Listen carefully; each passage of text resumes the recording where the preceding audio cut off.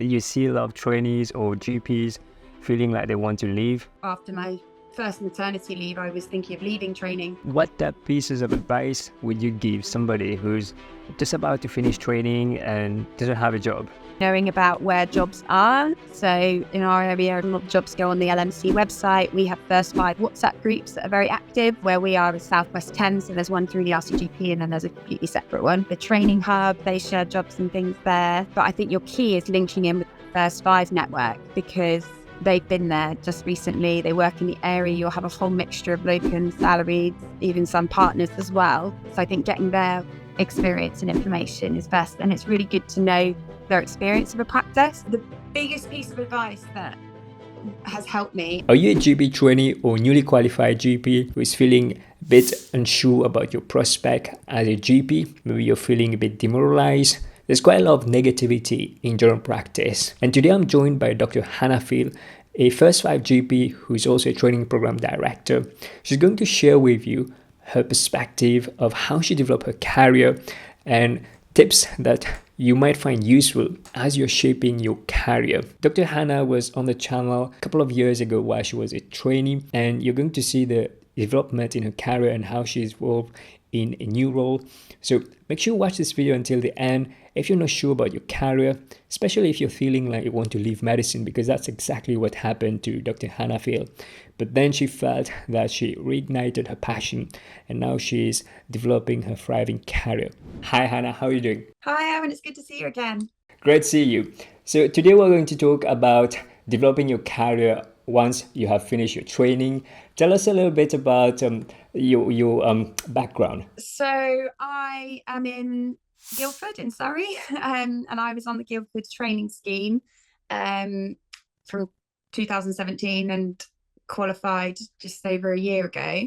I had 2 out of programs in the time to have children, and then I decided to stay on actually at my training practice as a salaried GP. So I do 5 sessions there, and then the opportunity came up. There was a vacancy for a training program director role, and I applied for that, and started that in July last year. So I'm coming up to my first year of that. How did you shape your career when it came to when you're finishing your training? Because it can be stressful to change from GP trainee to becoming a GP. Yeah, absolutely. And I never imagined myself being here where I am straight after training. So I think the first thing to say is my main focus and priority was just trying to adapt to being a GP after crossing the mysterious CCT barrier.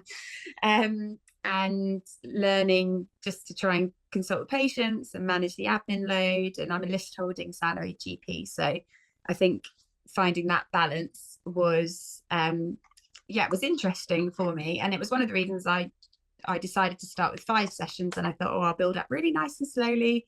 I've got a young family. So I thought then once I've settled in, might go up to 6 sessions. Didn't quite expect this role to come up and to go for it. So I suppose the take home I'm trying to say is that it's more about focusing just on how you're doing and what role you're in at the moment. I think sometimes there can be a thought that we need to do lots of extra qualifications or lots of extra learning to get into special interest roles or special education roles, but sometimes it's around just building on what we already have and making the most of what we're doing at the moment. So what I'm trying to say is I was just trying to focus on being a normal salary GP and transitioning. I was very interested in education, really interested in the future of trainees, the GP world. And I'm very much of the mindset that we can create the environment we're working in. We can feed into the future of where we're going to be working. So I think that was where the idea and the thought of pursuing a role as a training program director, I thought actually maybe to shape the careers of future GP trainees would be really, really beneficial. It might be worth adding at this point, Erwin, that after my first maternity leave, I was thinking of leaving training. So I really didn't see myself here. And it was coming back, getting a lot of support, and then finding a practice where I could, there's a lot of flexibility and I could sort of build the day as I wanted, has just helped me find my passion for general practice again. And I really, really enjoy working there. This was all sort of shadowed by a late diagnosis of neurodiversity. So I think getting support for that as well. Now seeing where I am compared to wanting to leave GP has made me think, well, actually, I want to share that message with other trainees and show that there is hope and there are ways forward. It's not all doom and gloom, I think. Yeah, I'm glad that you brought that up. So it's really important to find the right place that you're working and be able to shape your career. Because if you're waiting for other people to do it for you, then it's not going to happen. So it's really good to see how you're proactive at doing it and applying for a job, and this has led to other opportunity. So tell us about what other things that you wish you knew at the time then, Anna. So the biggest piece of advice that has helped me, and even helped me see this role I'm now in, is to read your emails. I know it sounds really silly, but we get bombarded with information. But even just to try some sort of format to just check the highlights, you get so much information and important information that comes through, and opportunities like this will often come through mixed in a newsletter or at the bottom of an email. So I think really reading what's out there. I think being interested, being open and interested to explore things or ask more. You almost have the excuse of being a recently qualified as a first five or a first one or two, to see what's out there and be interested in getting involved and take the opportunities that come up, I think is what I would say. That's very good advice. Yeah, make sure that you're clued up and you know what's going on in your area. And when these opportunities appear, then you're ready to apply. So could you tell us about how did you prepare for the job then? For the TBD interview. So I spent a lot of time thinking about whether I should apply. I spoke with the previous the training program director who was emigrating to Canada. So I spoke with him, and there was also another TPD that had left beforehand after only a year. So I thought, I want to know why you left, because is there a pattern here? And I also spoke with the TPDs that are now my colleagues, to see the benefits and the pros, and they were all very honest and open. And in fact, one ex-TPD counselled me against applying at the moment with a young family, just getting my foot under the door as a salaried GP. But I think it was actually going through the application process, where it's sort of listing out leadership and what you can bring to the role, that helped me really want it more in a way, and thinking that little spiel I just said about, wanting to leave training, but then actually having come through the other side, it's genuinely my heart that I want to share, that it is tough out there. It's really hard work, but equally we are the future of GPs. We are the future leaders. We are the ones that could be running the college, and we can dictate and set out that how things are going to go in the next few decades. So so preparation wise, I guess it would be like with any application, looking through it, seeing the different areas. I'd got my CV ready for the salaried job application anyway, so that was really helpful. And as a TPD, hopefully in your own schemes, we welcome our trainees to send in our CVs for review and interview preparation and things. So definitely take that an offer to you if it's there for your scheme. And I had to prepare a presentation, I think, on the challenges of trainees, which I put together, and I just gave it a go, and was very fortunate to be offered the position that I decided to take. That's great. So in terms of applying for salaried jobs, and what pieces of advice would you give somebody who's just about to finish training and doesn't have a job? Yeah. So I've already alluded to getting your program directors involved and speaking with your colleagues about getting your CV up to scratch, just to have it ready to go, and a cover letter. But I think it's also knowing about where jobs are. So in our area, a lot of jobs go on the LMC website. We have first five WhatsApp groups that are very active. where we are is Southwest Thames. So there's one through the RCGP, and then there's a completely separate one. The training hub, they share jobs and things there. But I think your key is linking in with that First Five network, because they've been there just recently. They work in the area. You'll have a whole mixture of locums, salarieds, even some partners as well. So I think getting their experience and information is best. And it's really good to know their experience of a practice. You might be able to know through your colleagues and what certain training practices are like. But it can be quite challenging to know what a practice is if you're moving area, for example. But I think that there's a lot of information online about sort of what to ask at practices, asking about what the duty day is like, what your list would look like, whether they're total triage, how things run, because it could be very, very different to what you're used to as a trainee. So I think asking, but also knowing your worth and knowing that jobs are up for negotiation. I think it's really hard sometimes as a trainee, particularly with the current market, thinking, oh, I just want a job. But I think this is where joining the BMA is invaluable, particularly for contract checking and things. And I think they're doing a 3-month free offer at the moment because of the strikes and industrial action. So if you are looking at a job at the moment, this is the perfect time to join up and get your contract checked, to know about your study leave entitlement, to know about safe working. Because I think sometimes we can be inclined to just do what we're told. But this could, hopefully you're looking for a job that will be quite a few years. Yeah, I think that's really good what you just said about using the services and resources that's available. And one of the things that I've noticed is that when a newly qualified GP takes up a post in their training practice, there is a bit of a struggle in the relationship. Sometimes it could be really easy for the GP trainee who's just qualified to be taken advantage. And as you said, negotiation is one of the things. It's very difficult then to negotiate this. So what would you say things that that a person could do? I think you need to look at your own life and think of what your red line is, what your non-negotiables are, and what your negotiables are. So for me personally, I have a serving military husband and 2 small children. They're 2 and 4. I still think they're small. So I know the drop-offs and pickups are down to me, and so my red lines are likely to be different to somebody else who maybe has more freedom over their time. So for me, money wasn't necessarily, I'm not the breadwinner. It wasn't something I was willing to not push, as long as it was sort of a fair rate for the area, compared to negotiating. I've actually negotiated, I do my 5 sessions equally over 3 days, which might be a bit rare, but it means I don't do duty afternoons. I'm in a practice that just does half-day duty. You either do morning or afternoon. Again, every practice is different.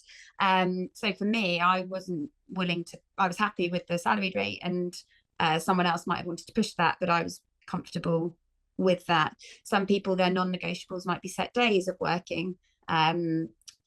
I was very flexible. I didn't mind. I was happy to fit in with what the practice found. I've forgotten the question. So it's about negotiating and how you set up a good working relationship, especially if you have work as a trainee in a practice. So I think you've covered a few really important things here. Knowing what you want, what's your red lines, and what's your non-negotiable, because that's really important to know what you're going to agree to and what you're going to walk away from. So then what about working with the other colleagues who used to see you as a trainee? Yeah, well, I think that's a really tricky one. I think some of it starts with our own mindset of starting to see ourselves as colleagues rather than just a trainee or inexperienced. Because actually, as a salaried, you're all on the same keel.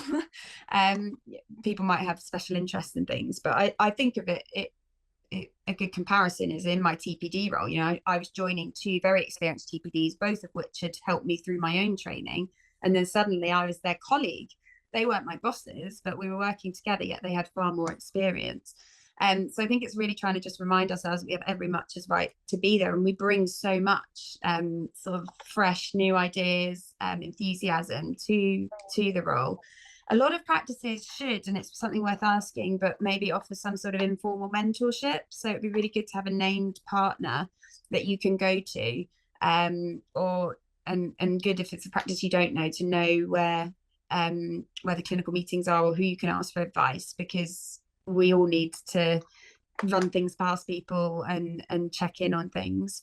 There are local new to fellowship schemes in most parts of the country, and I would strongly advise getting connected with your training hub to see what's on offer, because that's protected paid time that you get for balance groups, teaching, mentorship, coaching. In our area, it's a 2-year program, so it's linking into those opportunities, which goes back to reading your emails. Because but I think it starts, the summary is, I think it starts with how you see yourself as to then how you see your colleagues. Yeah, so the fellowship opportunities are really good. So tell us a little bit about what's been your experience of going through the fellowship so far. So with our fellowship, how it works is it's done on a monthly timetable. So there's a different opportunity each week. So we'll have monthly teaching, which is consultant led, and then you have monthly balance group, which is other new to salaried GPs in the area. Caveat being, you have to be in a salaried role to do it. It's an incentive for people to take up salaried roles. And then the others are first 5 events that are going on is meant to be one of the other weeks. And then the final one is either coaching or mentoring. And what I think is brilliant is the mentoring is from someone in your own practice. So I have every other week, half an hour with one of the GP partners. And that's protected time where I can take anything, sort of patient queries or any of my mad and crazy ideas that I'm trying to change in the practice. Because with the second year of the training, you are eligible for funding for something that would help your practice and help your career. And I'm doing the certificate of lifestyle medicine. So it's sort of going from that angle, but I've been doing lots of wellbeing things amongst staff, and so I bounced that off my poor GP partner mentor in that time. How would you like to have a playbook that over 200 GP trainees have used to pass SCA exam? If you'd like to download the free copy of the SCA Blueprint, click the link down in the description and you get the free copy, and I'll also give you daily teaching for the next 7 days. Click the link and you get it for free. So it's interesting to see how now you've gone into the well-being and lifestyle medicine. How did you develop an interest into this, Hannah? Sort of fell into it, Erwin. It actually started because last year, the part of the QOF, there's usually a what they call a quick for QOF, so the quality improvement domain was on staff wellbeing. There were 2. There was one on access and one on staff wellbeing. And I've already said it to you, I was tempted to leave GP, and very much one of the reasons I like this practice is they seem quite flexible. If you're willing to take an idea and run with it, they'll sort of let you go with it. And in fact, my leadership project as an ST3 was to change consultation times from 10 minutes to 15-minute consultations. So I'd already seen that flexibility in practice. So I sort of just took this, let me do your quick for QOF. What can we do as a practice? And it sort of escalated a little bit.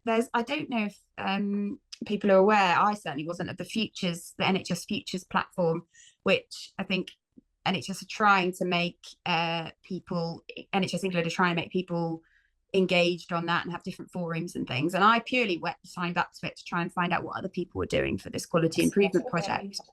And in it, I ended up making a comment about things I wanted to do locally, and I ended up being asked by NHS England to then do a talk like this on what we were going to do locally to make changes. So we've started things like practice fruit, we've got monthly yoga, we do practice walks, but the most important message was to try and get out there that it's those little things on an actual interpersonal level. So it's sort of making someone a cup of tea, or just checking in to say that they're okay, or saying thank you for things, it's totally gone out of my mind, but there's initiatives where you take 10 seconds now to do something that will save someone else 10 minutes. For example, if you borrow someone's, blood pressure cuff, if you give it back straight away, they don't even realize it that they've then got it there. But if you don't give it back, they could be, you know, messaging around everyone saying, where's my blood pressure cuff? It's not a great example, but yeah, I do think just really trying to change that culture. And with that, I got involved in us becoming part of the RCGP Active Practice Charter, which is an initiative to encourage movement amongst staff and patients.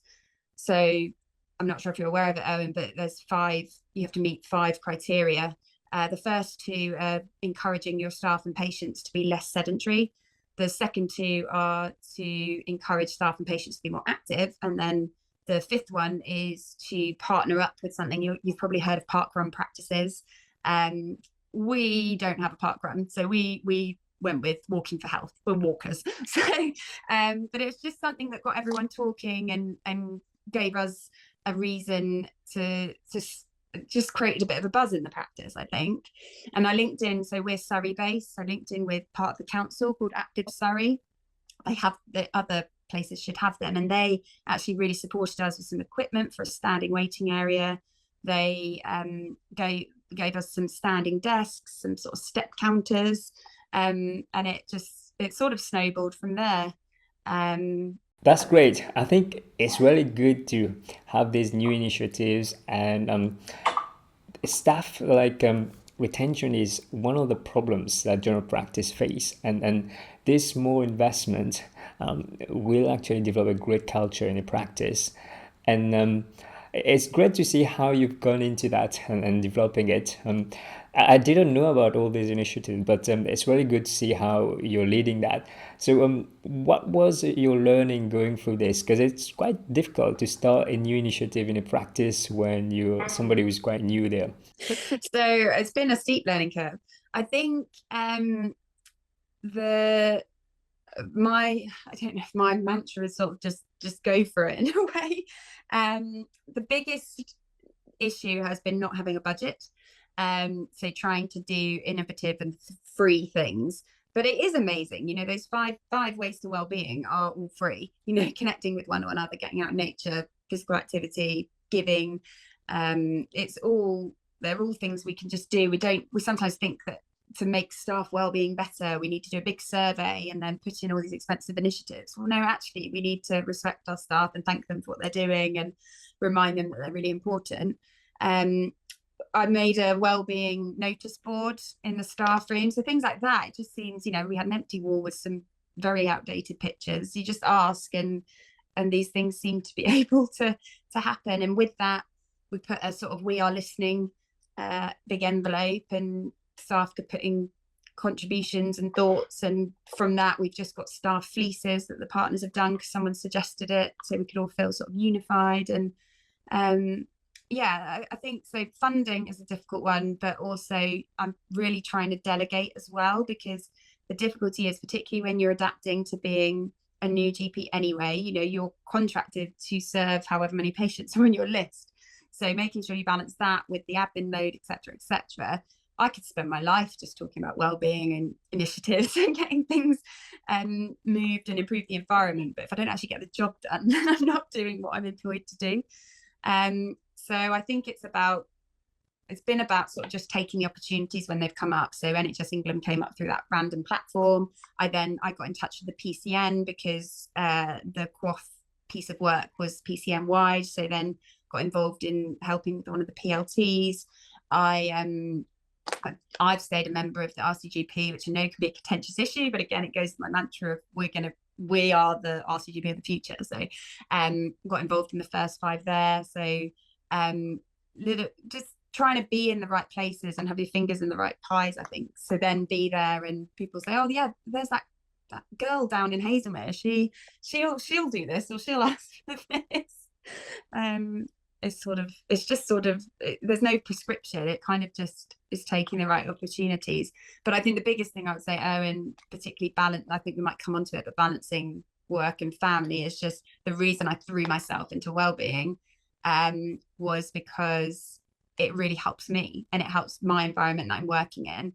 I don't think I could have necessarily thrown myself into I don't know, leading on diabetes or some of the other special interests and things. So this was, it selfishly helps me as well. If something is of interest to you, like individually, like you will want to spread it to other people because that has benefited you, and it actually works very well. So tell us about the managing family things and then work, because it is quite a lot of things when you're doing these and then also have a young family. Yeah, no, it's really, really hard. And I think any parent out there will have the parental guilt complex and always feeling that you're not there. And yes, I have had days where I've had to just walk out and have my surgery cancelled because the little one was poorly. From an actual containing work point of view as a GP, I think my top tip would be to put as much as you can in an appointment. I think I found as a registrar, I had a bit more time and space to follow people up, to call people back, to, just let them know about their results. And if I got a message in through, we use EMIS and then the ARRS system, if I got an ARRS through, I would fire off a response. I am much more likely now to either fire back you need to make an appointment for this, here is the details, or even just tasking admin to do things. I really didn't do that much as a trainee. It's probably personality, but a lot of things and tasks that are coming in, that hidden workload, I'm trying to be a bit more structured about it being actually having that appointment time, because that 5 minutes to let a patient know something, you have to, maybe it's my neurodiverse brain, but you have to break what you're thinking. You have to look at their record, see where they are. It's never 5 minutes, and we've just got to protect ourselves, or the day it's 6-7 o'clock before you can leave. So I think really passing back responsibility to patients, using the clinical staff and putting things really in an appointment to sort of remind myself that it's there, keep a record, really helps contain my time management. I still sometimes time my consultations. I think it was back for my RCA prep, I got one of these little tick timers. I think they're made for the sort of Pomodoro technique. They're really subtle, time is done on weight. And I even just yesterday, I knew I had to leave to pick up my son early, and I was flipping it over for each patient just so I could subtly see how I was doing and closing the consultation. But with that and time management, I really try, I'm fortunate that we do 15 minutes, but I really try and keep the consultation even shorter than that. So I have a bit of a window to make sure I've written up the notes, I've done what I've said I'm going to do, for example, just bloods and firing off things, and it's only really referrals and things that I'll leave to later. But I really try and contain what I can in that appointment, because so much else is already filling the space around that. I don't know what your experience is, but on that as well, again, probably because I have a tricky brain, I use a lot of EMIS quick codes and a lot of standard ARRS messages. And my tip to trainees actually is make them as you go along. I don't think there's ever going to be a time where you can just sit down and put on all your quick codes or have a sudden think about everything that would help you to be an ARRS. I think the key is take that extra 30 seconds when you've finished a consult and you've written up about your HRT counselling. You think, oh, that would be a really good quick code, because I say that same spiel every time I do an HRT consult. So yeah, from a practice point of view, I think those have really helped sort of with my time management. And then I do have a laptop at home, but I really try and protect my time when I'm off with the kids. So I do 3 days in practice, 1 day's TPD, and then I have Mondays and weekends with the kids. I will log on sort of one evening, probably a Monday evening, just to catch up stuff from the weekend. But it's very much, I see it as I've left on time, or I spent too long chatting on over lunch. So I'm very much resisting being the sort of person that has to log in every night. And I try and really keep work at work and then keep kids at kids. But it might be worth saying here, Erwin, that I'm not an educational supervisor. So although I'm a training program director, I'm a clinical supervisor, so I can have F2s and ST1s, but at the moment I don't have a trainee, and my work is very separate. The two roles are completely separate, which works really, really well for me, because I am still, I'm nearly 18 months into the salaried, I'm still very much trying to learn my day and my time management. So I will hopefully build on and have trainees in the future, but at the moment, the two are quite separate.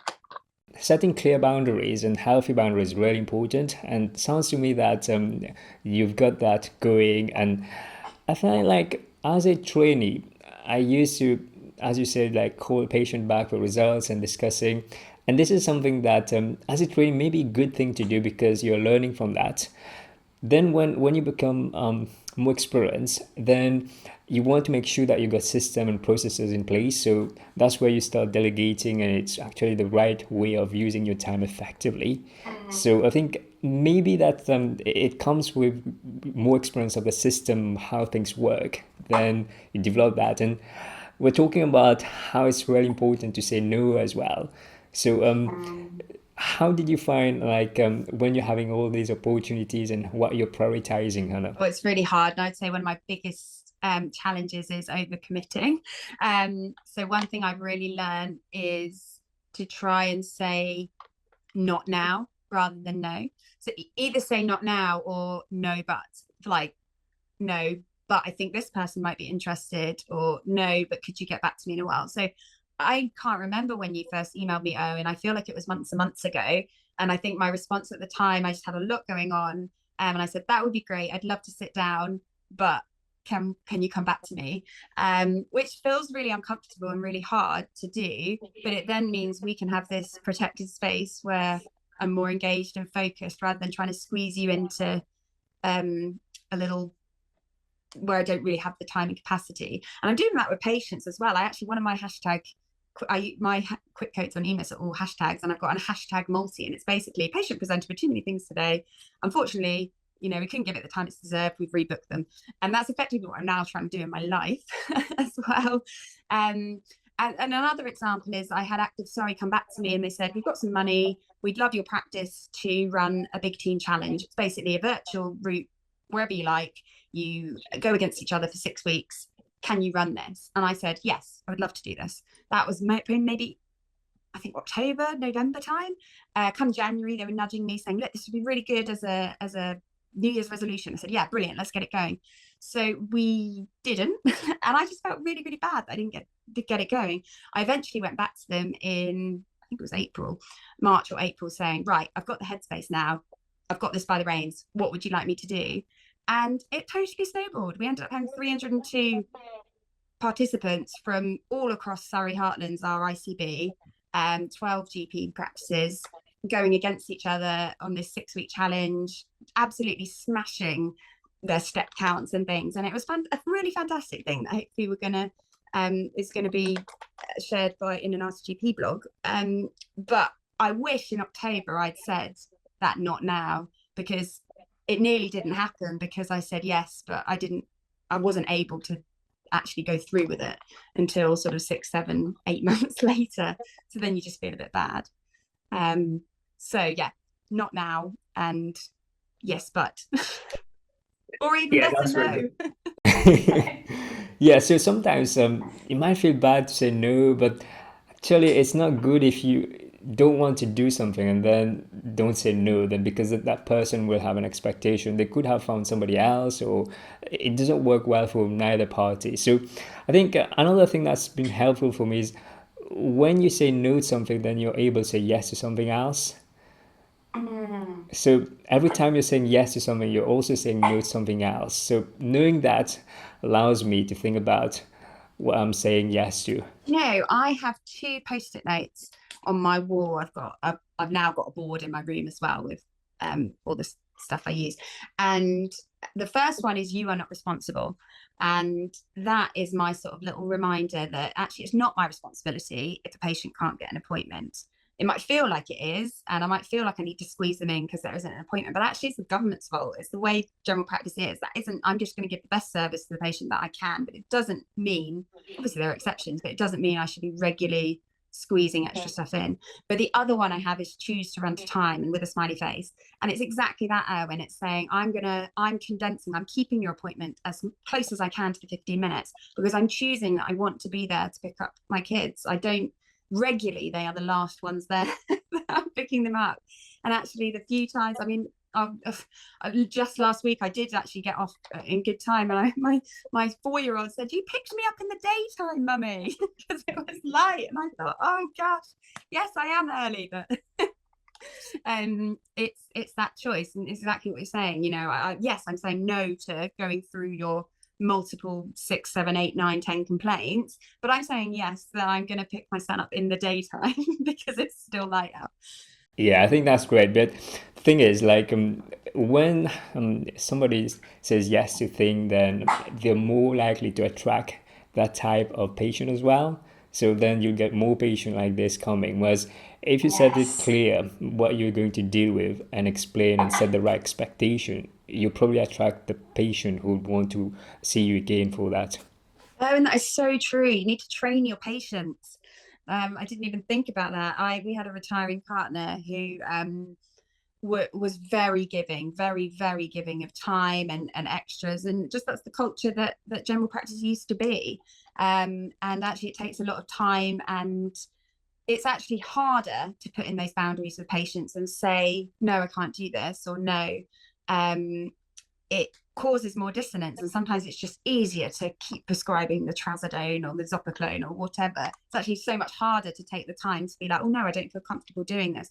But if you're consistent and you have that consistent message, then patients definitely pick up on that. And yeah, you're absolutely right. If you just keep saying yes, we are going to burn out, we're not going to be here. It's just Yeah. And that's where you see a lot of trainees or GPs feeling like they want to leave.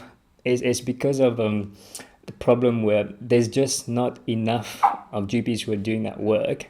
And now we're also seeing that problem with ARRS role, which looks like there are some people fighting it now, which is really important because in the long term, it is going to backfire. We've already seen a patient getting problems with wrong diagnosis. Yeah, no, we only have one non-medical prescriber in our practice. And so that's we only have one ARRS role. So maybe I would be coming at this from a different angle, but I do have reservations about why that funding is not available for GPs and AMPs. It seems incredibly short-sighted and a complete false economy, because we are the future that are needed. And I don't mean for this to come across as a plug, but that's another reason I was really keen to get involved in the first 5 of the RCGP, because as contentious as it is and expensive as it is, that's where you get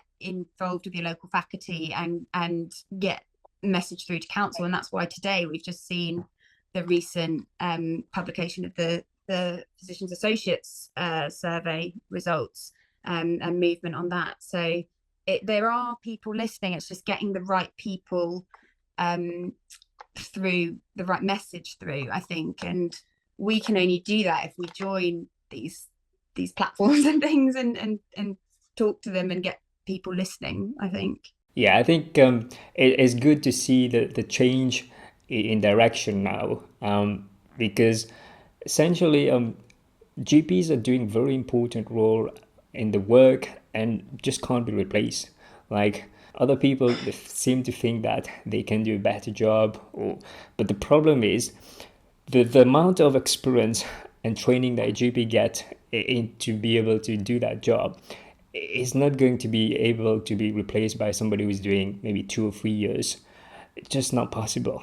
And that's where when people take shortcut, you just get problems down the line. Yeah, no, I absolutely, it's just such a false economy, and we're just going to be picking up the pieces for years to come. But that's why I think it's all more important to try and find a supportive practice and partnership.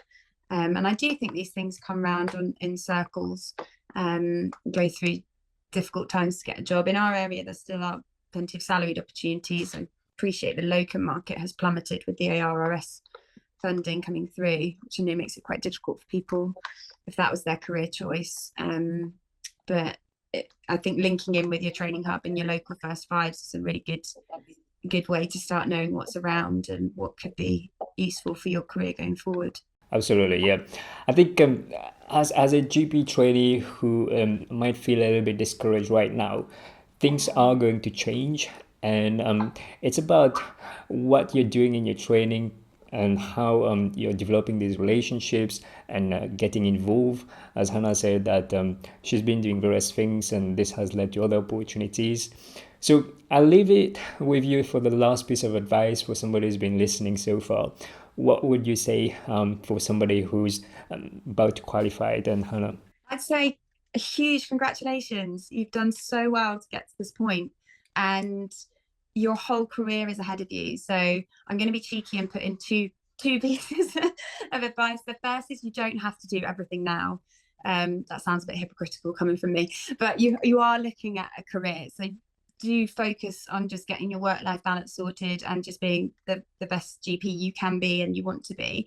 I think the other piece of advice would be that you do not need lots of fancy qualifications. My career has taken a really convoluted way round. You know, I did a master's in palliative care because I thought I'd end up doing hospice work, etc., etc. You don't need any of that. These opportunities come about more through word of mouth.